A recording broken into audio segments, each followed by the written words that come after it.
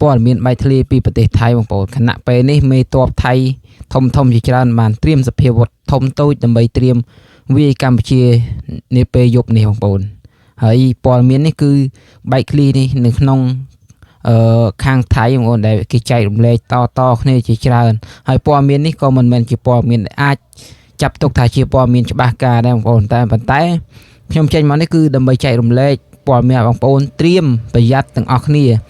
យើងការពារភាសាជាងព្យាបាលបងប្អូនអញ្ចឹងព័ត៌មានណាដែលយើងអាចចែករំលែកបានដែលគិតថាវាមិនមែនជាព័ត៌មានបំពុលគឺយើងចែករំលែកទាំងអស់គ្នាបងប្អូន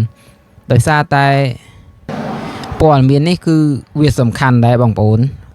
វាមិនមែនជាប្រភេទព័ត៌មានបំពុលទេបងប្អូនជាព័ត៌មានដែលធ្វើឲ្យយើងចេះប្រុងប្រយ័ត្នចំពោះស្ថានភាពខាងមុខបងប្អូនដោយសារព័ត៌មាននេះខ្ញុំឃើញខាងប្រជាជនថៃអ្នកដែលលេងបណ្ដាញសង្គមTelegram គេចែកគ្នាក្នុងក្រុមជាច្រើនអំពីរូបភាពសកម្មភាពមេតបថៃធំមួយចំនួនដើម្បីត្រៀមសភាវុធតូចធំនិងកងកម្លាំងជាច្រើនដើម្បីត្រៀមវាយកម្ពុជាយប់នេះបងប្អូនប៉ុន្តែព័ត៌មានហ្នឹងគឺព័ត៌មានខាងប្រទេសថៃទេបងប្អូនតែវាមិនមែនជាព័ត៌មានដែលចេញមកប្រកាសជាផ្លូវការទេបងប្អូន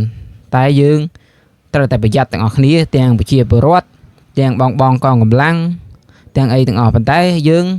នៅតែតាមដានព័ត៌មានរបស់ថ្នាក់ដឹកនាំរបស់យើងជាប់ជានិច្ចបងប្អូនត្រូវតាមដានជាប់ជានិច្ច